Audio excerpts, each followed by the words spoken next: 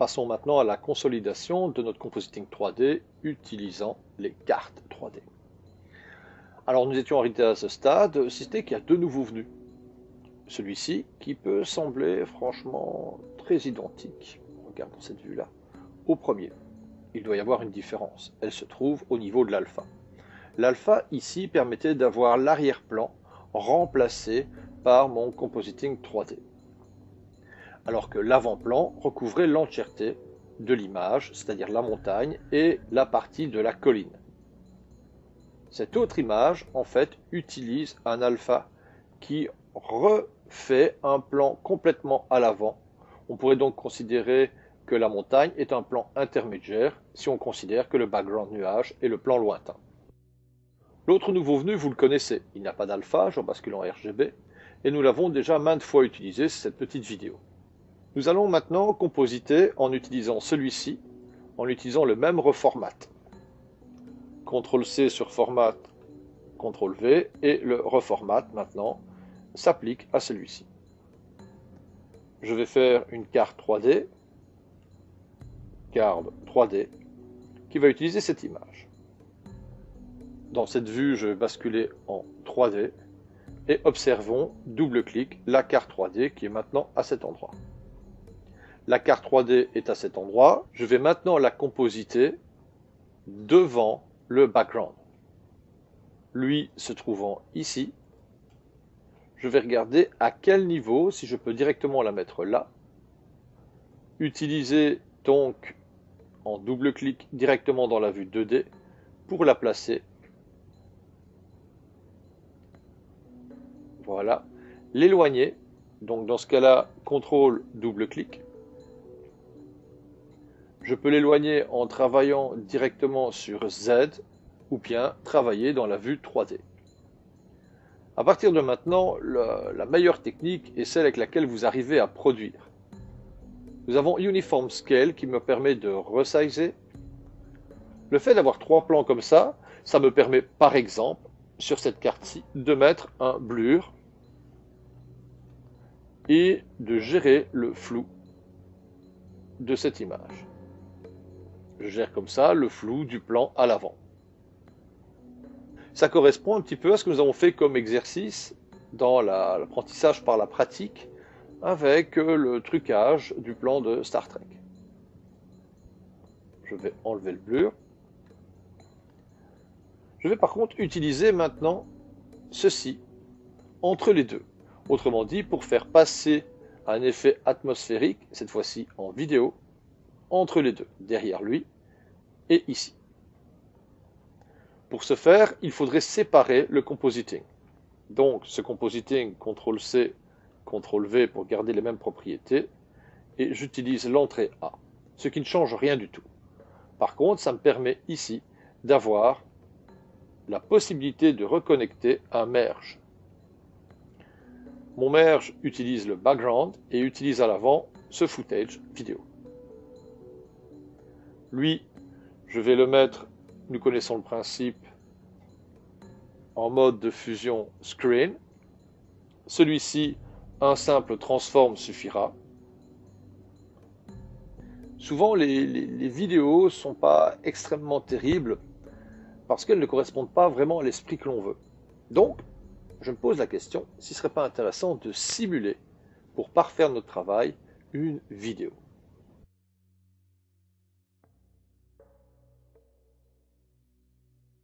Mettons de côté ceci en désactivant. Je vais mettre transform et lui.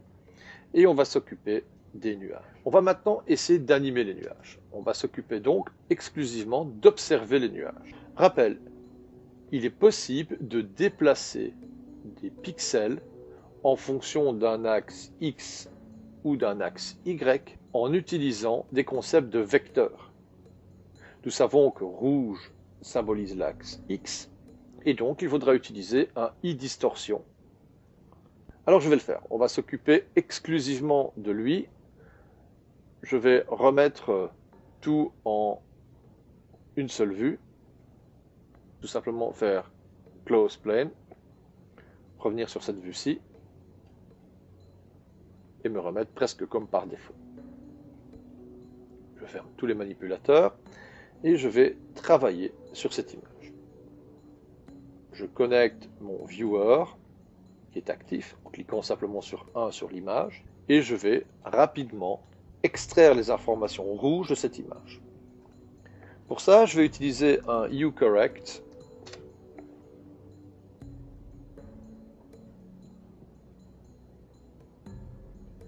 Sélectionner les informations vertes,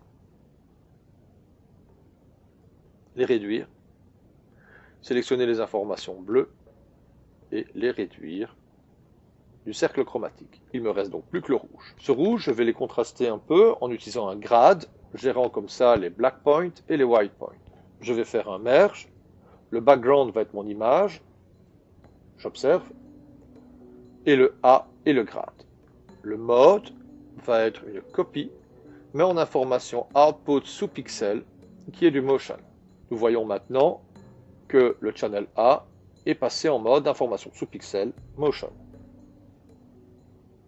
Je mets l'outil e-distortion. Et sur cet outil e-distortion, j'utilise en UV channel le motion, avec UV scale, de bouger mes nuages. Les nuages bougent par rapport au grade, à la concentration des rouges uCorrect, ils bougent donc à l'horizontale parce que c'est X. Si je mets un flou, et que je modifie le flou, j'ai comme ça une déformation qui est moins franche car je floute les informations rouges. Je vérifie le e-distort et je peux comme ça avoir un petit déplacement dans mes nuages. UV Scale, je vais l'animer. Sur le frame 0, je laisse sa force à 0. Set key, je me mets sur le dernier frame de l'animation.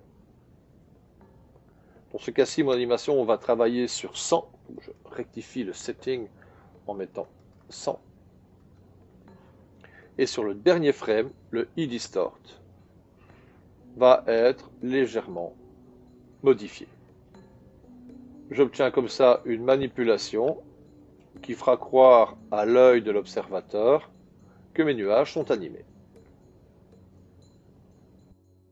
Observons le compositing 3D. On a comme cela des mouvements, en plus du parallaxe, des mouvements dans la déformation des nuages. Étant donné que la 3D donne encore plus de déformation, vous n'hésitez pas à revenir sur le V-Scale pour maintenant donner peut-être plus de mouvement et ajuster les différents facteurs tels que le flou et toujours regarder ce que ça donne en jouant Play, voir si c'est intéressant. Tous ces paramètres maintenant c'est un cocktail et c'est à vous de gérer ce cocktail en fonction de l'aspect graphique final que vous désirez. Sachant que je peux modifier à loisir mes images et que cette vidéo me semblait peu heureuse, je vais refaire exactement la même chose cette fois-ci, mais sur une image fixe, pour pouvoir manipuler comme j'en ai envie. Je recommence donc le processus rapidement et je supprime cette vidéo qui n'a pour moi plus grand intérêt. Ça va servir de rappel, donc tout simplement ici, je vais remettre un uCorrect, puis par la suite éventuellement un flou, et je vais modifier les paramètres de tout ça. Le uCorrect, je vais diminuer les informations vertes, les informations bleues. Le blur, je verrai par la suite si j'utilise ou non.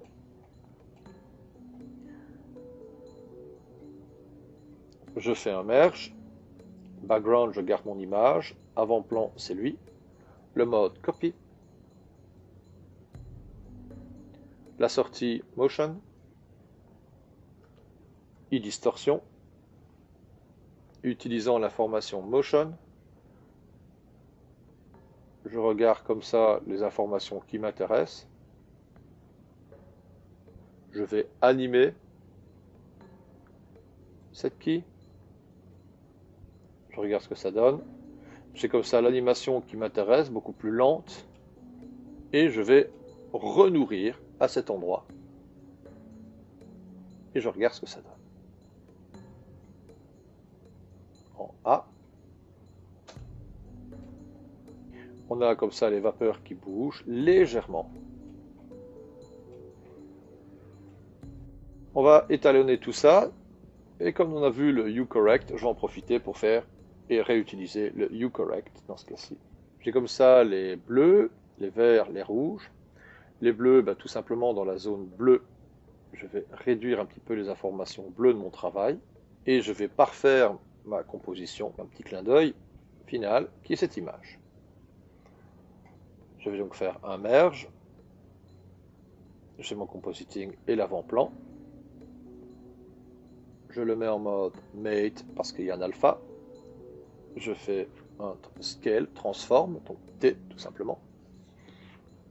Je réduis le scale d'une manière homothétique. Voici. J'observe ce que ça donne. Et je me dis que tout compte fait, il serait intéressant de mettre ces composites. Voilà aussi le grand avantage du nodal. Pourquoi pas, derrière la brume. Et je n'ai qu'à le déplacer pour directement avoir mon compositing. Voici un travail qui mélange le compositing 3D avec carte 3D, 2D, et des petites astuces qui commencent à combiner maintenant toute notre découverte des outils indispensables et des prérequis.